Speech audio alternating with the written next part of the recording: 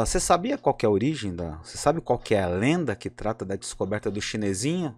Não, a lenda do chinesinho eu não sei não, me conta essa daí. Opa! Diz a lenda que um chinês estava voltando para sua fazenda e ele estava num período de monções e começou uma chuva terrível. Uma chuva forte e ele se escondeu numa caverna. Nessa caverna, quando ele olhou para cima, tinham vários morcegos. Ele ali fez uma fogueira, porque estava meio frio lá dentro. E ele acabou adormecendo, passado um período, ele acordou e a chuva não tinha passado, ele resolveu acender a fogueira de novo.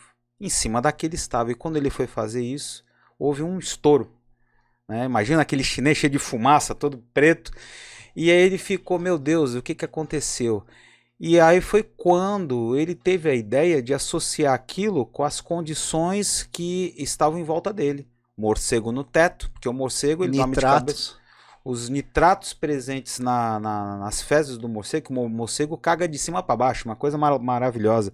Caiu em cima daquele resto de fogueira, e aí posteriormente ele teve a ideia de pegar aquela mistura e levar isso para mostrar para os moradores da vila dele, e aí sim ficou essa lenda, né, de como que foi descoberta a pólvora.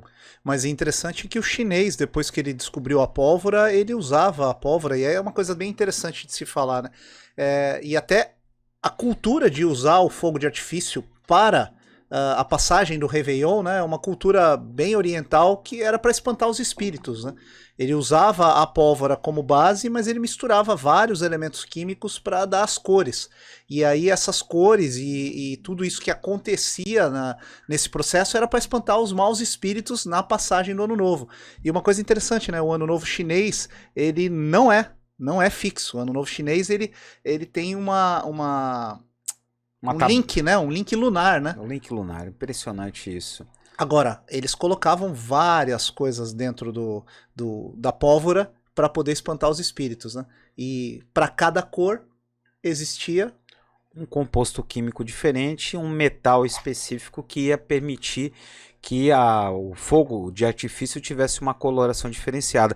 E, gente, nós estamos falando aqui de um período de mais ou menos 2100 anos atrás. Extremamente empírico, né? Quando a gente fala empírico, você não tinha a ciência desenvolvida, você não tinha a parte teórica, né?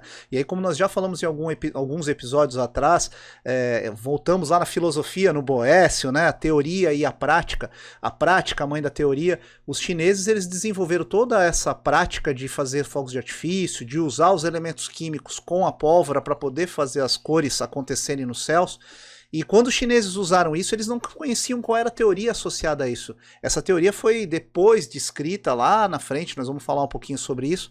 Mas quando ele queria um fogos de artifício, por exemplo, laranja, ele usava um elemento químico. Quando ele queria azul, ele usava outro elemento químico. Ou, por exemplo, sais de magnésio, de titânio, aí ficava branco. Então você imagina isso há 2000 anos atrás, ele conseguindo fazer no céu uma explosão azul, uma explosão amarela, por exemplo, o sódio, né? Você que está ouvindo a gente, está aí em casa, se você pegar um pouquinho de cloreto de sódio, o sal de cozinha, né, que a gente usa no dia a dia, e jogar na chama do seu fogão, você vai ver que vai ficar amarelo.